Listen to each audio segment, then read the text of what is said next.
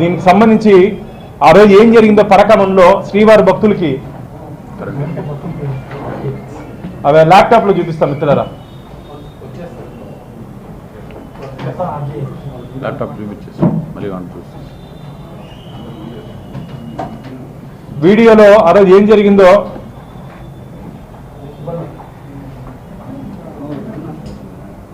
ఇది పరకామని మిత్రులారా ఒకసారి గమనించండి.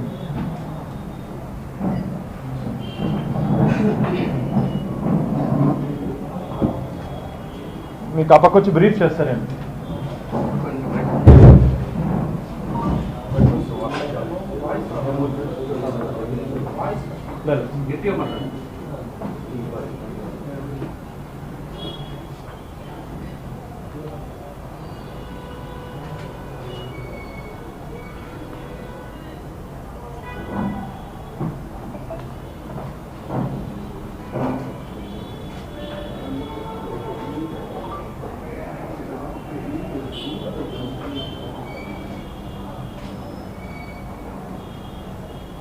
ఈయన రవికుమార్ జీంగార్ మఠం నుంచి రవికుమార్ కొద్దిగా విజిలెన్స్ అధికారులు అప్పుడున్నట్టు విజిలెన్స్ అధికారులు తనిఖీ చేసి కేవలం 9 అమెరికన్ డాలర్లు మాత్రమే రవి దగ్గర నుంచి సీజ్ చేయడం జరిగింది మిత్రులారా. కేవలం 9 అమెరికన్ డాలర్లు. ఆ రోజు వాటి విలువ 72,000 రూపాయలు. కానీ ఆ రోజు రవి దగ్గర నుంచి 112 నోట్లు దొరికాయి. సీజ్ చేసిన ప్రాపర్టీ 112. 112లో 9 తీస్తే దాదాపు 102 నోట్లు ఏమైనాయి, ఎవరి ఖాతాలోకి వెళ్ళింది, ఎవరు తీసుకున్నారు? ఆ రోజు దాదాపు 10 లక్షల రూపాయలు ఆయన పరకామ నుంచి తీసేస్తే 9 నోట్లు మాత్రమే చూపించాల్సిన అవసరం ఏముంది? దీంట్లో కేవలం 9 నోట్ల సీజ్ చేసినట్టు చూపించినారు మిత్రులారా. కేవలం 9 నోట్లు. ఇప్పుడు మీకు ఆ విజువల్స్ నీట్గా కనపడుతుంది. రవి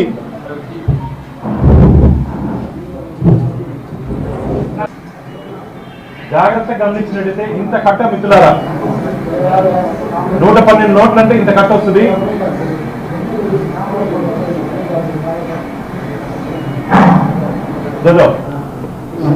జాగ్రత్త స్లోగా చెయ్యి చూడండి.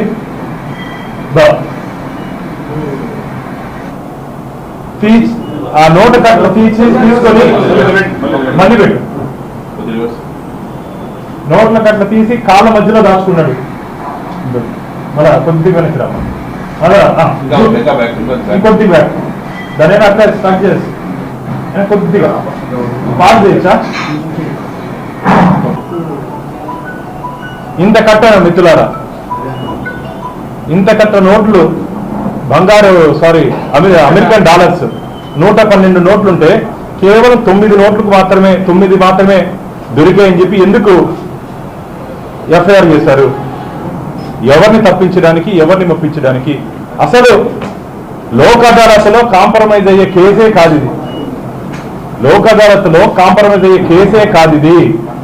వెంకటేశ్వర స్వామి ఖజానాన్ని కొల్లగొట్టినటువంటి దొంగని ఏ విధంగా మీరు కాపాడారు?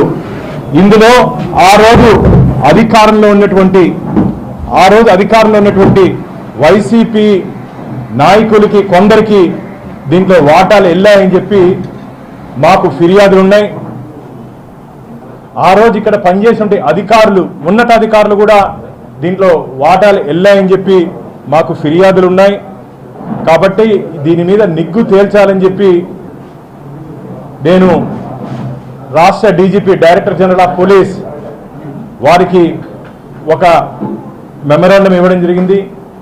డీజీ ఇంటెలిజెన్స్ వారికి ఒక మెమరాండం ఇవ్వడం జరిగింది.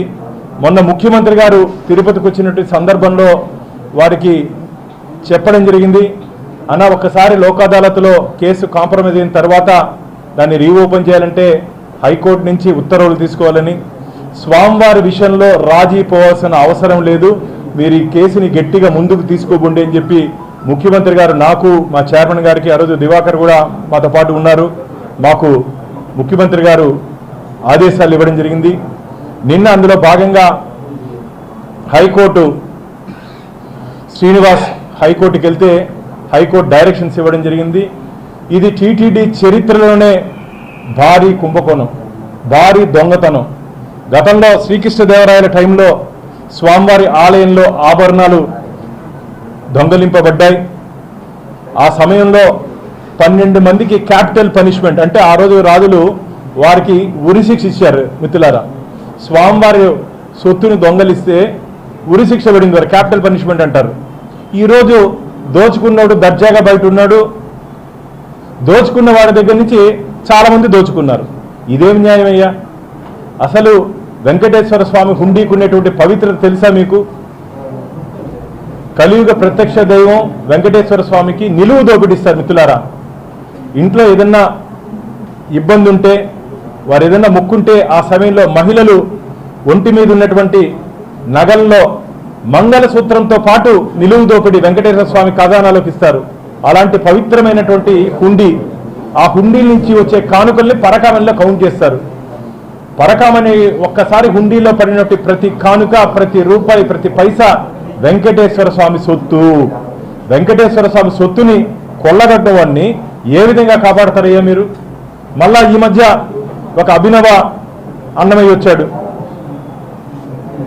నేను గోవింద దాసుడినంట.